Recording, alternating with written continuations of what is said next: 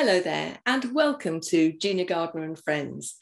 I'm really pleased to be able to introduce to you today John Attridge. He is an amazing man, as are all of my guests. So, a keynote speaker, a best-selling author, a business thought leader. And very topically, we're going to be discussing today how in business you can increase your profitability by cutting your costs and by mitigating all of those spiraling expenses that make life so difficult. So John, a huge welcome. Thank you very much for joining me today. Gina, it's been my pleasure to be here. After that build-up, I'll have to pontificate forward with some thoughts and ideas that people can take away and put into practical use. No pressure, no pressure. So tell us all a bit about you and how you've come to this place. I mean, how do you become a business thought leader, a keynote speaker and a best-selling author? What's it all about? Well, I certainly didn't set out to be any of those things. And I don't think many people do, unless you're Elon Musk or in that sort of category, which I certainly don't regard myself. But I think it's the experience, Gina. You know, I've founded quite a few businesses. I've sold businesses. I've sold them in trade sales. We've done public flotations. And I've dealt with hundreds of thousands of businesses in literally hundreds of different sectors over a 40-odd year career of being in business and working with business. So it's all the little tidbits of information that you pick up over that time and put it all into one basket, which is what I did with my book. And your book is called? Business Blunders and Bloody Great Ideas. And someone said, as an Australian, that sounds like a great title that only an Australian could get away with. But I think you're possibly right, but it just encapsulates how we all in business and in life, we learn from our blunders if we're sensible, don't we? And so often we don't learn much at all when things are going right. So it's like the times when, as an Australian, I have to like beer. And so, when you're down the pub on a Friday and you're having a chat to the people across the table from you, and it's putting the world to right on all the things that you observe as a person, either interacting with a business or doing business with another business or doing business as a consumer.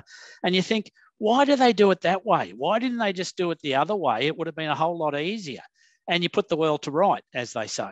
And so a lot of the things in the book are observations and case studies that I've come across as a consumer and as a business owner on the sort of things that I would do if I ran that business, because that's what I just get carried away with myself and put myself in the running of the business chair when I'm doing business. It drives my wife mad, even when I'm on holiday.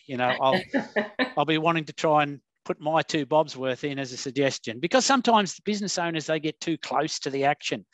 And so what they need to do is stand back and have a helicopter view of what's going on. And then you get a better panoramic rather than getting the wood for the trees scenario. That's interesting, because it's really good business sense, but actually it's sense for your life.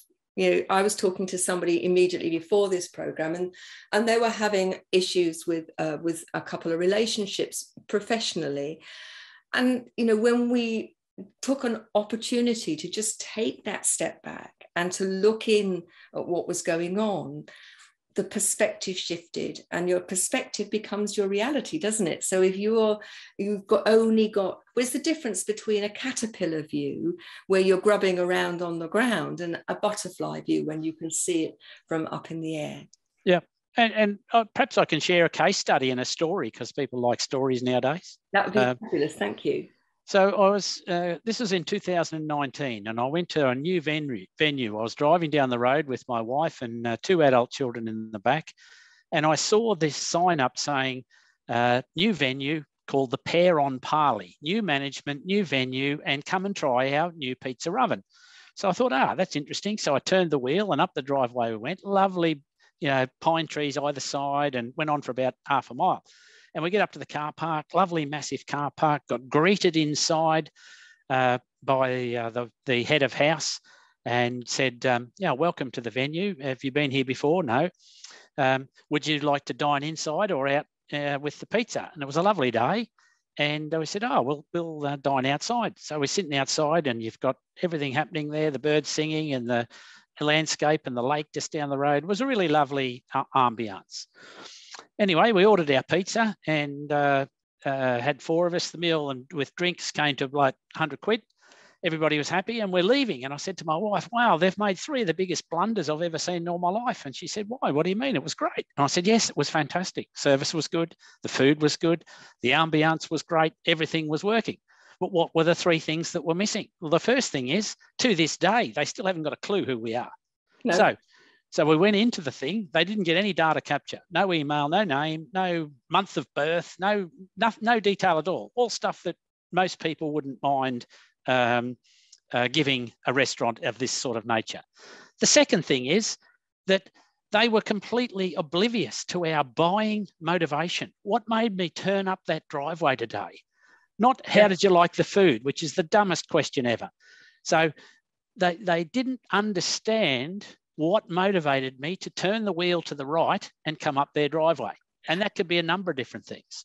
And one of the reasons, if I can just interject there, is that's so important, is it enables you to then use that information in terms of your marketing strategy, doesn't it? 100%. Because how do you deliver marketing other than paying money and crossing your fingers? Absolutely. So, and then the third, sorry? Number 3? The third thing is that they didn't give me an invitation to return. So part of the bill was about 100 quid, rough enough. Part of the bill was a 28-pound bottle of Sauvignon Blanc, one of those nice New Zealand Marlboros. It was lovely, and my wife likes them, right? Now, at the wholesaler, that's probably cost them 4 or 5 quid tops. And so, but they charged out 28 quid. Now, if they had my month of birth and the reason why I went up the driveway today, they could give me an offer saying, John, you're born in June, and they could send these out in May. What are you doing for your birthday? Bring 2 people with you and I'll give you a bottle of that nice Sauvignon Blanc that you liked. Now, to me as the customer, that's a 28% discount. So I'm happy. That's motivating. But to them, it only costs 5%, 5 quid. So, and they've sent me the invitation. Now, if they did that to everybody that came up their driveway, then that'd increase the turnover. It's not going to turn people away, is it? No, not at all. Not at all. Now, if they understood the motivation, then they could direct their marketing at the stuff that my motivation was focused on. So if I liked the pizza oven, they would put the pizza oven on all their marketing literature. Because if that caused 32% of the people to come up the driveway, well, then why not include that in your marketing collateral? So there's just a silly example, Gina, and I've not been back. I know COVID's got in the road in the middle of it, but I have not been back to that place, and for no good reason, since July 2019. So, to this day, they still haven't got a clue who I am, and they can't market to me. So there's just a silly example of and how much would that cost that restaurant or that facility to implement that simple strategy, do you think? Very little, if anything. A bit of time. And how much is that worth if you're not fully utilising it? Well, if you think about people, return customers, the hardest thing is to get new customers, isn't it? Once you've got new customers, it's making them regular customers that makes the difference to your business. And I'd ask people in the audience, think back, when was the last time that you went to a restaurant or an eating facility for the first time and they know any of those things that I just discussed? And if you're a restaurant owner, and actually other businesses this works very well for too, are you collecting data? And then having collected it, what are you doing with it? Because in my experience, and I work with businesses too, as you know, they very often say, we collect all of the data. And then you say, and they look at you quite blankly. I'm talking to my guest, John Attridge, who is a great expert in helping businesses make success and maintain success and profitability. We were talking before the break about one simple case study, and I'm sure you've got many, where they had fundamentally missed 3 opportunities that could make the difference between business success in the long term or businesses just managing to survive or even going out of business. And I know that you have written your book. Give us the title again, because I think it's wonderful. It's called Business Blunders and Bloody Great Ideas. It's the story, Gina, of why 50% of people in business survive despite their best efforts not to, and the other half fail. Okay. That's a pretty stark statistic, isn't it? 50% of businesses fail within the first 5 years, is my understanding. At least. And we're living in a time where post-pandemic, many people have decided not to go back into employment, but to actually set up their own business. And it seems to me to make absolute sense that you set it up right in the first instance. Now, before the show, we were talking about, managing expenses and dealing with, what we are certainly in the UK, dealing with huge inflation. What would your advice be to, not only new businesses, but businesses in general, about managing the challenge of cash flow? And that's a critical thing, Gina, and I'm sure I don't have the statistic on it, but I'm sure that contributes significantly to the 50% of failures, which is a sad statistic. So one little tip that I'd offer for people that you probably won't find anywhere else is to capture and monetize the spare capacity opportunity in any business. Now, I'll try and put that in a framework so people understand what that might look like. Most of the listeners, I'm thinking, are going to be running a service or time-based business. Yep. So they're going to be selling their time for money, and they're a 1, 2, 3 person operation there, and that's the vast majority of the landscape globally nowadays. So if you're a plumber and you choose that you can work for 40 hours every week and you charge £100 an hour for the sake of the math, then you've got an opportunity to earn £4,000 in the course of any given week. Yep. Now, if you multiply that during the number of weeks that you want to work in a year, that'll give an X amount of possible revenue, probably around 200 grand for rough numbers. Now, if you look on your tax return last year and it told you that your income was 100 grand, that tells me that you've got 50% or 100 grand's worth of opportunity that you didn't monetize last year. Okay. So if you can work that formula through, and it applies to any particular business. So if you were busy every hour of every day of every week that you wanted to work, what would that look like? Yes. Compared to what was reality last year. Okay. The difference is spare capacity. And that is the ability to take on more revenue without increasing fixed cost in your business. So our plumber could increase the number of hours without employing more staff or moving to a bigger premises to capture and monetize. So there's a few strategies surrounding, if I could capture some of that revenue without increasing the fixed cost of operating the business, I'd have I'd have the existing revenue that I've got in my traditional bank account, but I'd also have a pot of money in some other form. So that's the opportunity. How do people do that? Because I think many people who would be listening to this would say, well, but I'm not working all of the hours that God sends. How can I actually make my time more profitable? How can I capitalize on that spare capacity? Because I don't feel I have any. Well, if you do the measurement, it'll tell you the truth.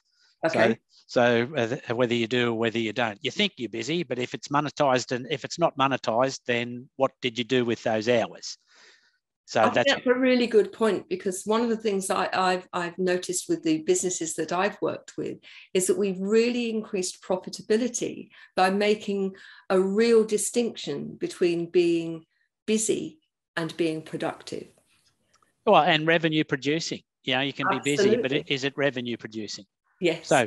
So some silly things. So let's say that, again, you're this plumber and you decided to do you had an hour break in your day and you gave an hour of plumbing expertise to the local charity. Now you're in there fixing someone's plumbing and you're feeling good, and you're giving your time to the charity. And then all of a sudden, Mrs. Smith or Mr. Jones goes and looks at you and says, oh, who's that plumber that's working on the charity? Oh, it's me. Oh, I want my plumbing done too. Whereas if you were sitting it back in your garden shed or wherever you work from, Mr. Smith or Mrs. Jones can't see you doing that. Therefore, there's no exposure. So there's one stupid example. Okay. Now, do you accept cryptocurrency? Everybody goes, oh, What happens if cryptocurrency goes to nothing and it's not worth anything? I'd argue, what's your unsold time worth right now? Okay. So even if you accepted some cryptocurrency, you'd have a new customer. Right. If you did good work, they could tell their friends. Yes.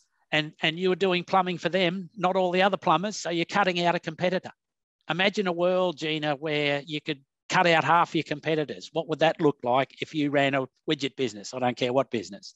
I think many businesses would see that as something really quite magical.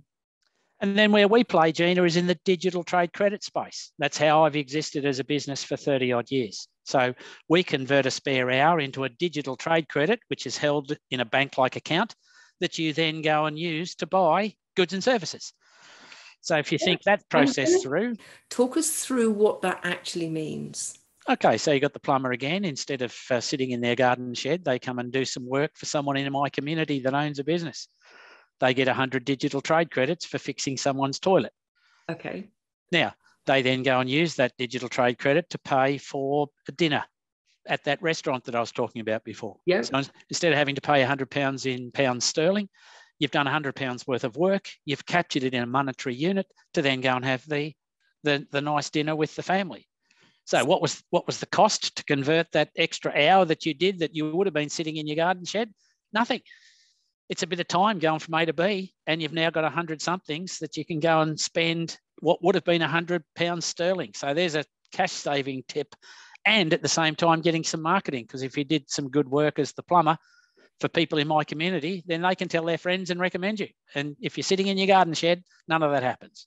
So as I see it, it's in a sense bartering your extra time, the time when you're not being productive, in a way that you can then have the flexibility of using other people's expertise and experience to support you, your business and your lifestyle. And in this case, yes, if you wanted to go and do the restaurant's plumbing, that would be a trade, a swap, a contra, a barter, whatever you want to call it, because each other had what each other wanted at the same time for the same value. Where I sit is if that doesn't exist or any of those parts don't exist, they can sell their plumbing services to the widget maker and go and buy restaurant food. So you don't have to have stuck. Instead of it being bartering one-on-one, that you are bartering with a whole plethora of other businesses. Correct. It's great stuff. We've got to go for another break. When we come back, I'd be really grateful for you to share some of your pearls of wisdom that might help people deal with it, specifically with inflation. So don't go away. We'll be back in a moment.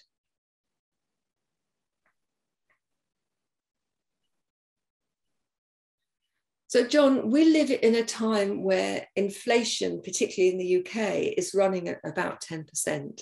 And that's a huge concern to most businesses. What wisdom have you got to share to help people deal with inflation? That's what a can of worms that is. And, you hear people going on strike for more pay. And you think, okay, if I get more pay, what will that cause the provider of the person that you work for to do? They'll want to put their prices up to cover the extra staff cost. So then you end up with a dog chasing its tail. It goes round and round and round, and you end up with spiraling inflation. At the end of that trail, you will end up in some form of depression of the economy. This is economic cycles here. And this is what we're heading for now, possibly a depression. So it could be even worse than the 2008 situation for those that remember that, because we have spiraling inflation on top of the other economic factors that are going on in the world today. So that would lead to unemployment. So we enjoyed lovely employment rates right now. Yes. And Brexit has been part of that. It's created strong employment. Doesn't matter which side of the fence that you're talking about. That's one positive impact that I think that's had something to do with. But on the flip of that, if we start now losing people out of and people getting laid off, then that will cause bigger concerns other than what we have already. So how can we break that cycle? So as a business owners, how do you contain prices? So you'd like to keep the best possible price. So can you run more efficiently? Are there any economies of scale that you can implement into your business to deliver the same outcome, but without costing you so much more per unit? can you talk to staff, going back to my example before, and pay them with a few digital trade credits in addition instead of a pay rise? They then can still go and spend them on things that they would like to have, like going out to a meal or buying presents or going on holiday or some of the nice things that every person has. Can you negotiate with your person that you're renting premises off at the moment to get a either all or part of the deal in, part of things that you can do what you were calling a trade or a swap or an exchange with people? So are there any opportunities? Can you downright ask? I drive my wife crazy, particularly with small to medium-sized businesses, because they're empowered. So if something's on the shelf and it's 20 quid, I'll always ask, what's the best price?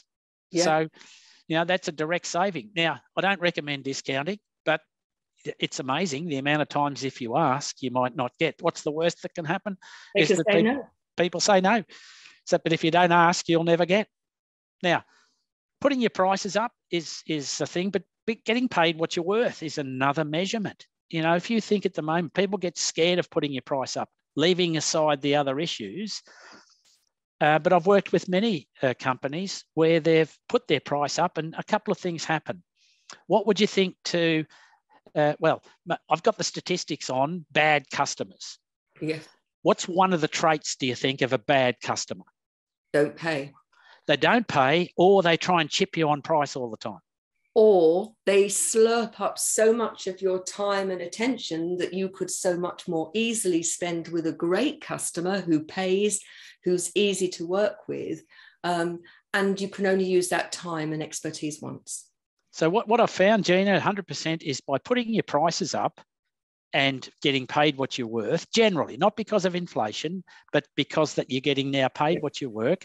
One of the byproducts of that is that you will lose a disproportionate amount of bad customers, because the bad customer is only buying on price. And if they're only buying on price, they'll only buy from you until you have a low price, until your competitor catches up, and then they'll go buy from them. And it gets worse. So bad customers tell other bad customers, and birds of a feather flock together. And then you end up getting referrals to other bad customers. So, it's really interesting how often I've said to companies, and it's lovely to have that reinforcement that, that often the response is, I'll cut my prices, I'll undercut my competitors. And my belief is that in doing that, you cut your own throat. It might take a little time, and that might be a long, slow death. But ultimately, if you're going to raise your prices, then you've got to give value. And that's something that you're very clear about. You've got to give the value. You've got to be giving good service and being able to stand up and say, this is worth what I'm charging. And go back to the restaurant example I used earlier in the program. And, the value to the restaurant of getting me back as a customer was worth a lot more money, because the value of the item that they were giving away was a perceived value for me of £28, but only a cost to them of £5. And so I'm a happy customer because I'm getting better value. They're protecting their cash flow, because cash flow is like a river, Gina. Yes. You've either got to make it rain upstream or build a bigger dam to stop the water getting downstream. Yes. So in that example, I'm getting more customers because of my marketing effort, which increases cash flow. Absolutely. And by decreasing prices, by trading prices or, converting my unsold hours, I'm building a bigger dam to stop the existing cash running out of my business. It's absolutely great advice. Thank you, John. Where can people get hold of you? A few best ways, just either via the show or through my website, which is all the w's.bbxuk.com. So bbx.uk. No, bbxuk.com. Thank you. bbxuk.com. I think anyone who's in business, it really is important that they take care of their money and their hours, their time. We have three commodities: time, money, and energy, and we need to value all of those. I've really valued your time, your energy, your expertise. Thank you very much indeed for joining us on the show. Before Thank you very much. And thank you for joining us on the show. And thank you as listeners for joining us on the show. Remember that for every 100 people who listen, we donate a meal. And the numbers are growing. So please spread the word. We'd love to see you come and join us on each show. If you'd like to know more about what I do, or like to tell us what you'd like to see in the show, or you have a question, then please email me at gina@genuinely-you.com. Take care, and please join us on the next show. Bye-bye now.